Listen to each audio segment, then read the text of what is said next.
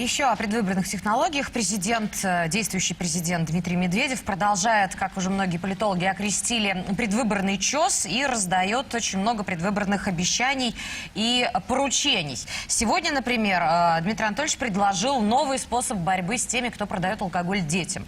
Он сказал, что им просто нужно отрубать руки. Кроме того, он считает, что способ сухого закона в нашей стране не действует. По последним данным Роспотребнадзора, 28 миллионов человек алкоголики в стране. В то же время власти республики Тыва объявили один из своих районов зоной трезвости. О том, где сколько пьют в России, расскажет Петр Рузавин. Петя. Оля, Дима, спасибо. Президент также заявил сегодня, что пьянство достигло критических масштабов и регулировать эту систему должны местные власти. Посадить человек 20 за продажу несовершеннолетним алкогольной продукции, и остальные будут бояться, резюмировал Медведев. Госдума этим летом приняла поправки, которые предусматривают уголовную ответственность за продажу алкоголя детям. Медведев предлагает ужесточить эти меры.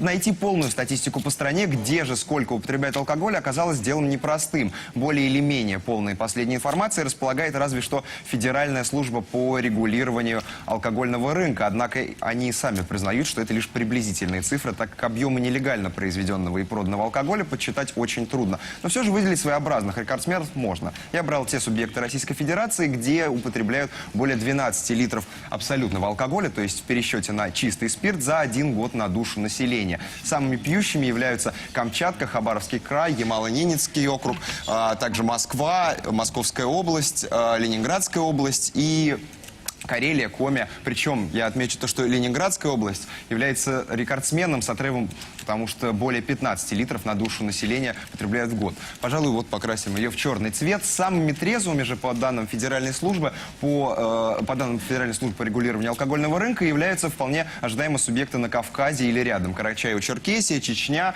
Ингушетия, Северная Осетия и Калмыкия. Здесь я взял регионы с нормой менее 3 литров в год. В Ингушетии и Чечне пьют меньше всего, 0,3 литра спирта.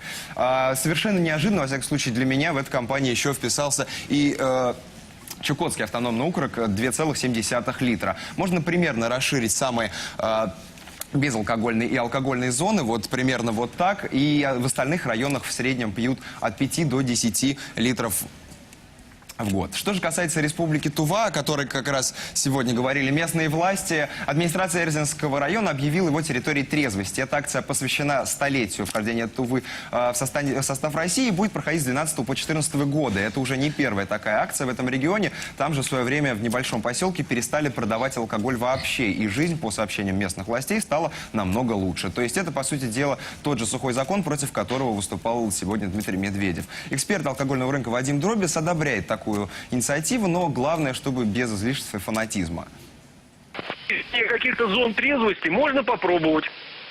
Единственное, да, в Туве достаточно большое потребление. Ну, прежде всего, я думаю, что не столько алкоголя, сколько суррогатов. Уровень населения там чрезвычайно низкий. Поэтому объявить какие-то зонами трезвости, ну, тоже пусть попробуют. Но обожгутся, все равно это будет какой-то опыт. Отмечу лишь напоследок, что не так давно Россию, примерно полгода назад, понизили в мировом рейтинге самых пьющих стран. Сейчас мы на 4-м месте по данным Всемирной организации здравоохранения. На первых 3 Молдавия, Чехия и Венгрия. Оля, Дима. Спасибо, Петя. Петр Рузавин составил алкогольную карту России.